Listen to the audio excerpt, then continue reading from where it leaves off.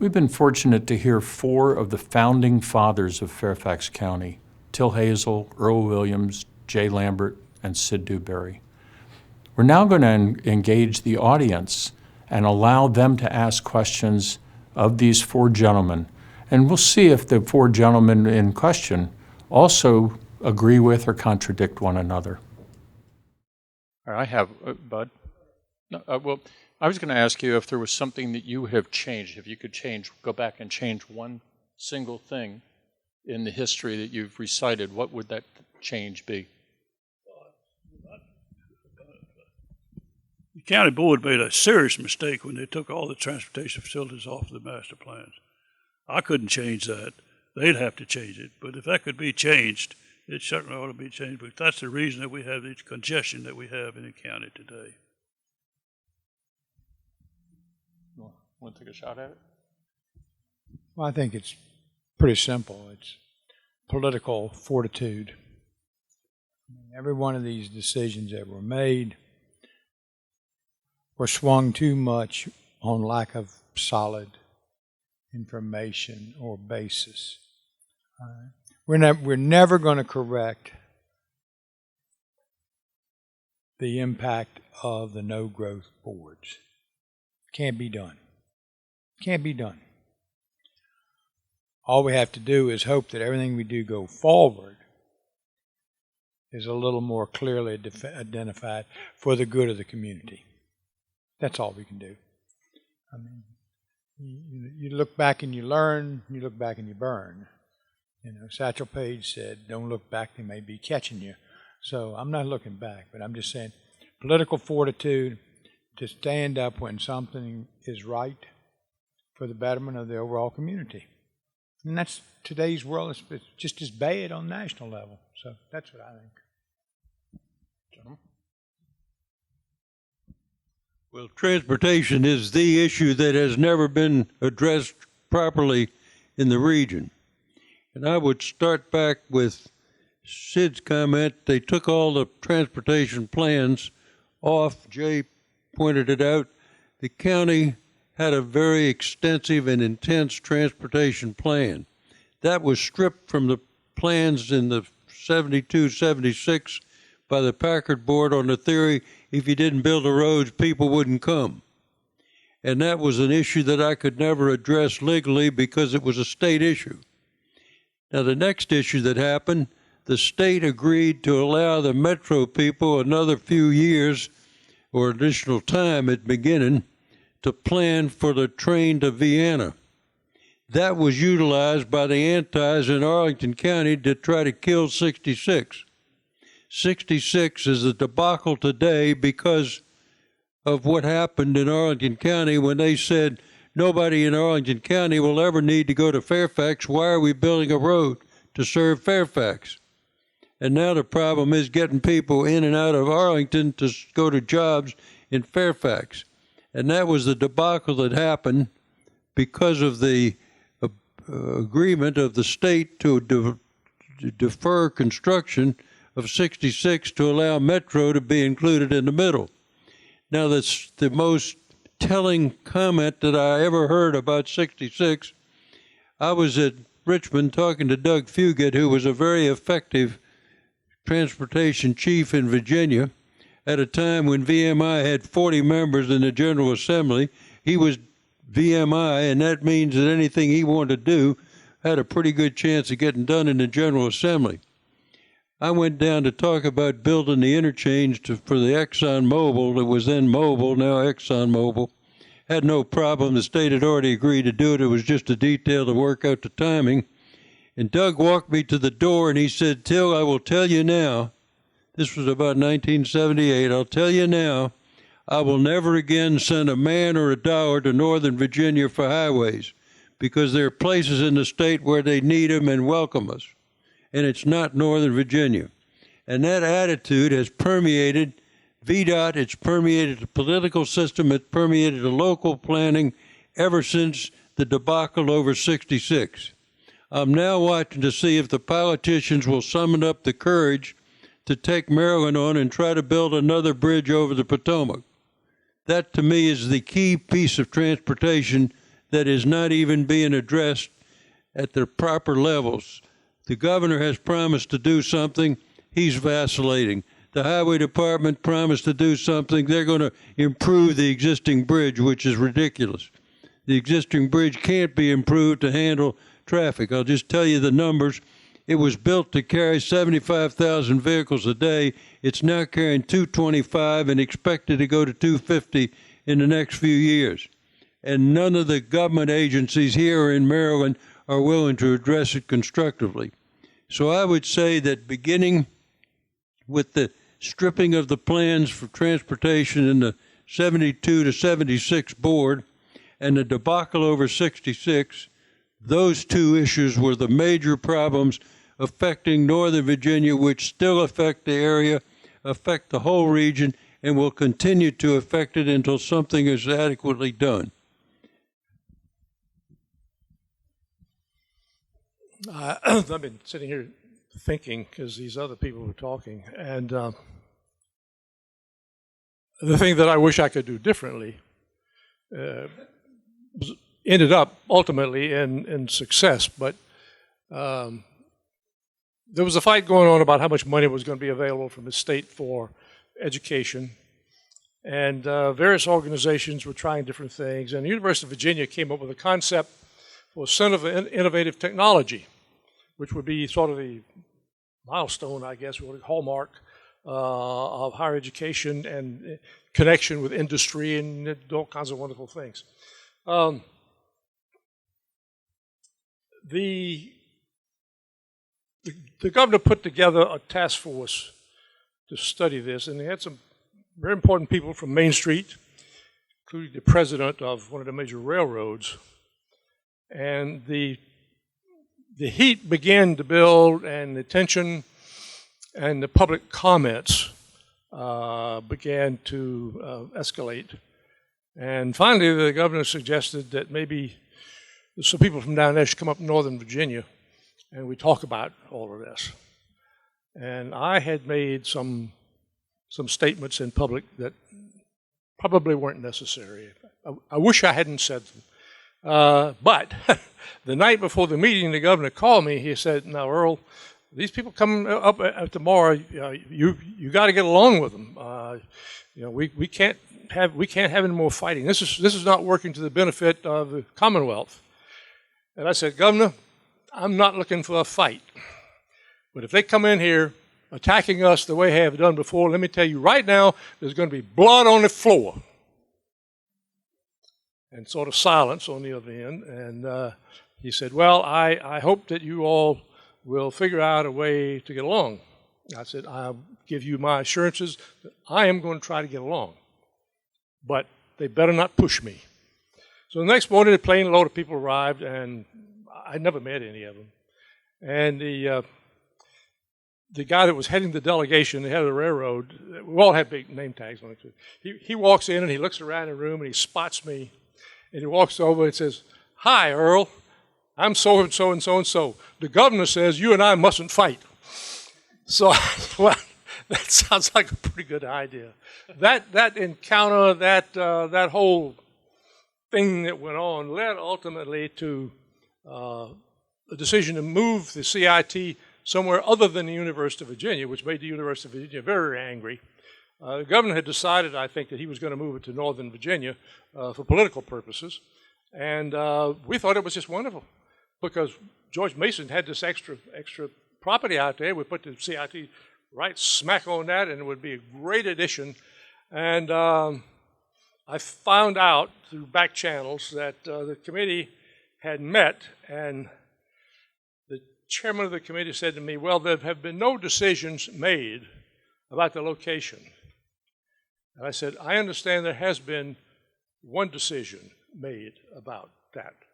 He said, "Oh," and I said, "My understanding is that you personally and the committee have stated that there's one place it will not be placed, and that's on the campus of George Mason University."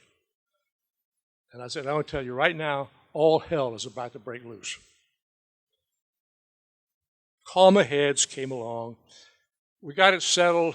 The CIT is now the upside-down pyramid out close to Dulles Airport, it's put there because it was a compromise to get it in Northern Virginia. Don't put it on the George Mason campus. In return for that, we got the computer center and more computers and almost everything we wanted in the budget for George Mason University. It was a trade-off, pure and simple.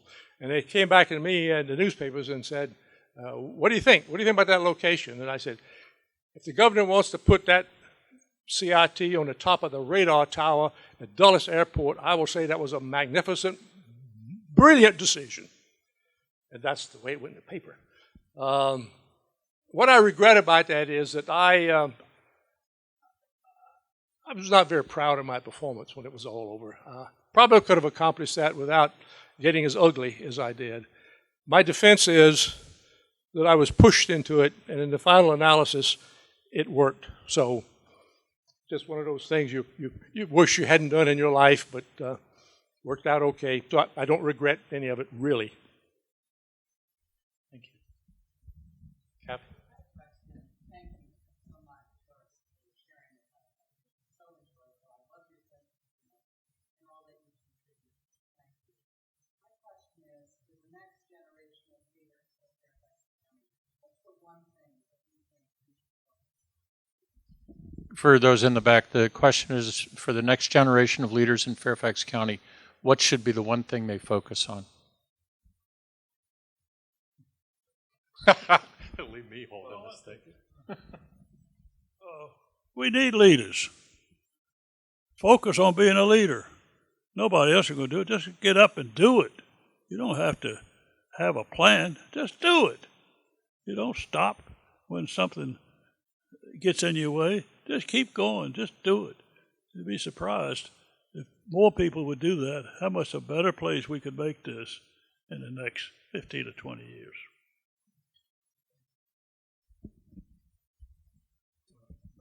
Sid is absolutely 100% correct, but how do you get it done? That's the big question, and I don't have an answer, but I have some thoughts about it. I belong to a club that's been trying over the years to help George Mason University and economic development, that sort of thing. And one night, a former governor, we were talking about the future of the club. How are we going to get more members active and that sort of thing? He said, someone told me sometime that there's no X like an ex-governor. And somehow or another, that just resonated with me. And I said, no, I believe that there's no X like an ex-corporate CEO. And I resigned from the club. And I did. I wasn't mad. But what I was hearing around that you guys and other guys like us have hogged the limelight for so many years that nobody has come up behind you. You smothered the potential leadership. Now, that's both a compliment and a serious, serious complaint, because I think it's true. It wasn't anything we did. We weren't trying to suppress anybody. We just couldn't get anybody else to do anything. And that's why we kept holding on. That club now has begun an outreach program to bring on some younger members out of the business community, out of the tech community. I think they're being successful at it. I think it's working. I think people are beginning to believe that there is room at the top for next generation. I'm not so convinced that I believe it's going to be the next generation. It may have to skip a generation. We may have to go down over this crop that are right behind us and pick those people up and convince them. The other thing is, it's a new world. One of the problems that I have even today dealing with some of these problems is I've been carrying so much baggage about the past that sometimes I can't focus on what needs to be done newly. When the EDA first decided to set up offices overseas, I was opposed to it. My reaction was, hey, we got enough to do here at home. We don't need to be spending money and sending people overseas. I was wrong. Pure and simple. It's been a good thing that they've done. But I was so focused on trying to do what we had set out to do nationally that I was temporarily blinded by that. And I think that the older generation there's some other people as old or older than I am that are still in that club. I think sooner or later they will retire or they will die or do something, and we'll see how the next generation is going to take over. But I think that's important. But if you belong to the next generation or the next generation after that, don't assume that somebody else is going to do it for you. And don't assume that anybody is trying to hold you back. If you get involved in that stuff, you're going to find people will be coming to you. They'll giving you more things to do than you want to do. That's the only possible downside. Leadership, I'm of the opinion that leadership can't be forced. You can take people who look like leaders and put them in a position to see how they develop, but you cannot make somebody be a leader if he or she doesn't want to be a leader. So for crying out loud, if you believe that something needs to be done, go try to do something about it. Earl just stated what is my opinion. I am very disappointed in the current generation of leaders that are emerging, and it may be another decade or another generation we need. As far as issues, transportation is my number one issue. As long as this area is number one in the country in inadequate transportation, we got a problem. We got a problem trying to sell it, to develop, to industrial users to come here. The other thing that I mentioned, which has not been mentioned before, is political legal bribery. It's called proffers. We talk about housing costs. The original proffer statute did not provide for cash payments. Shortly after we had that approved, that was changed so cash payments could be requested. Cash payments now amount to $50,000 or more per housing unit. Now, this is basically a legal bribe to the public to pay for things that need to be done by government. The people that benefit are existing property owners who get the benefit of that without paying for it. Government avoids paying for it, and the new homeowner is paying $50,000 or more on the average in all of the Northern Virginia jurisdictions as a public bribe. And that needs to be changed. We talk about housing costs when that amount of money is added to every new house by the demands of the governments locally for a public bribe.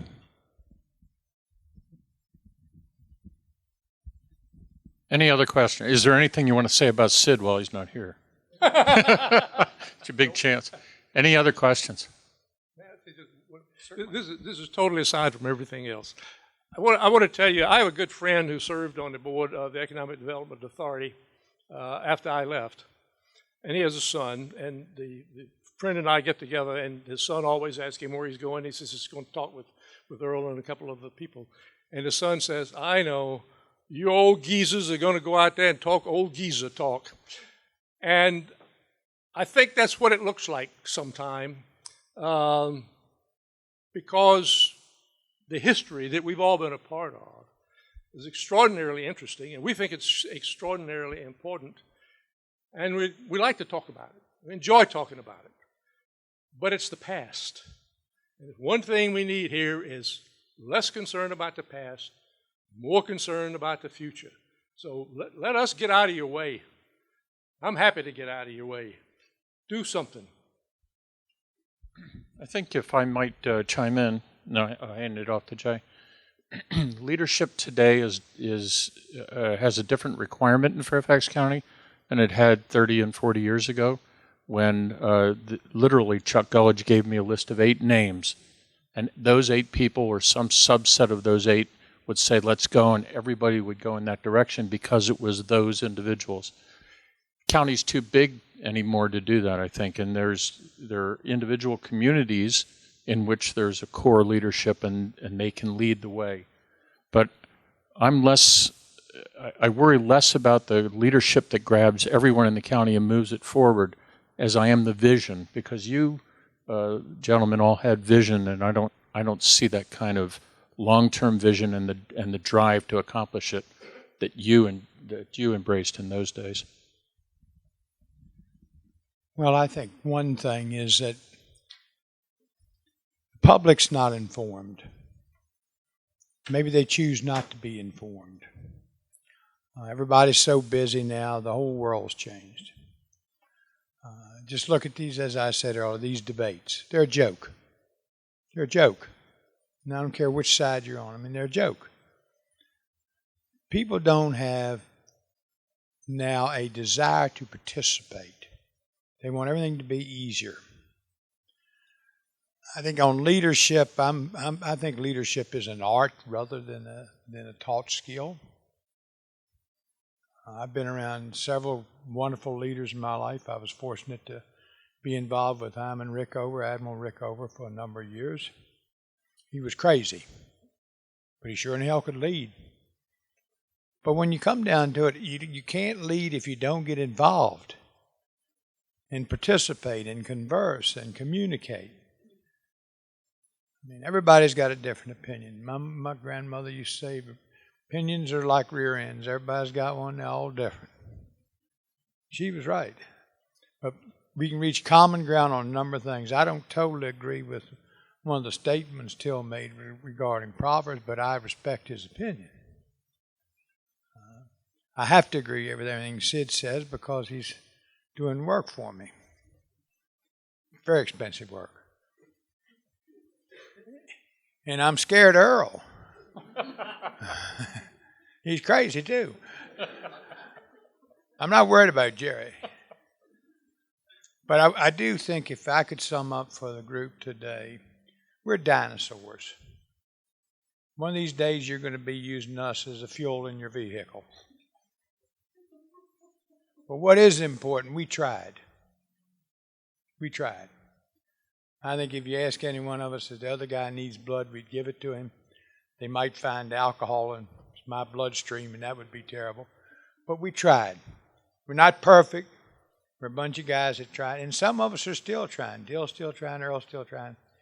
Sid and I lean on each other a lot. People say, oh, God, here they come again. But that's what you got to do. That's what you have to do.